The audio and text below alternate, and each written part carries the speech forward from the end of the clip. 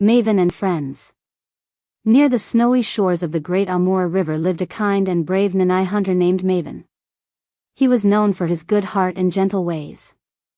One winter morning, Maven set off into the forest to hunt. The riverbanks were white with snow, and not a creature stirred. After searching the icy shore with no luck, he walked deeper into the forest, where tall fir and pine trees stood silent under a blanket of snow. Suddenly, he heard a soft cry. A deer was trapped in a patch of muddy ground. "Please, kind hunter," the deer pleaded, "help me." Without hesitation, Maven pulled the deer free. "Thank you," said the deer. "If you ever need help, just call for me."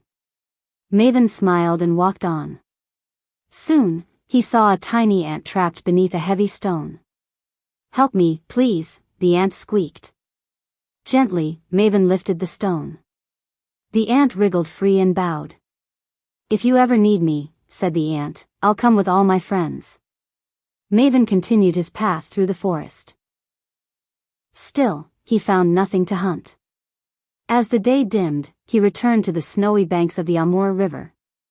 There, trapped in a shallow swamp, was a great sturgeon fish. "I cannot swim," the fish said, "please help me reach the deep waters." Maven pushed and heaved until the sturgeon slid back into the river's depths. "Thank you, kind hunter," the fish said. "Call me if you ever need help." Tired and empty-handed, Maven wandered until he reached a quiet Nanai village. He knocked on the door of a warm cottage. An old man opened it and welcomed him inside. There, by the fire, sat the old man's daughter, Cinda. The moment Maven saw her, his heart stirred. He asked the old man for her hand in marriage. The old man smiled and said, "You must pass 3 tests. If you succeed, you may marry my daughter." The first test, the iron boots. The old man handed Maven a pair of heavy iron boots. "Wear these through the night," he said, "and return in the morning with them torn." Maven was puzzled. These boots wouldn't wear out in a month. Then he remembered the deer's promise. He hurried into the forest and called out. The deer appeared and took the boots, bounding through rocky hills all night.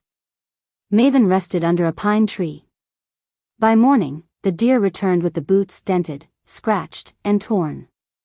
Maven rushed back and showed the old man. The old man stroked his beard and said, Very well. Now for the second test." The second test, millet on the ground. He ordered 5 sacks of millet to be spilled on the ground. "Gather every single grain back into the sacks, not one must be missing. Do it before sunset." Maven sat, overwhelmed. But then he remembered the ant. He called, and soon a swarm of ants appeared, led by his tiny friend. They scattered in all directions, gathering every grain, faster than eyes could follow. By afternoon, the millet was back in the sacks, not a single grain missing. The old man blinked in surprise. One final test. The third test. The ring in the river. "My father's ring was lost long ago in the Amur River," he said. "Bring it to me." Maven went straight to the river and called out. The great sturgeon rose from the water, scales shimmering. Within moments, the fish dove and returned, carrying a small golden ring in its mouth. Maven thanked the fish and ran back to the cottage. The old man took the ring in his hand, his eyes wide with wonder. Then he laughed and said, "You have passed all my tests. You are brave, kind, and wise. I gladly give you my daughter's hand." And so, that very week, the village gathered for a joyful wedding feast. Maven and Cinda were married beside the snowy river.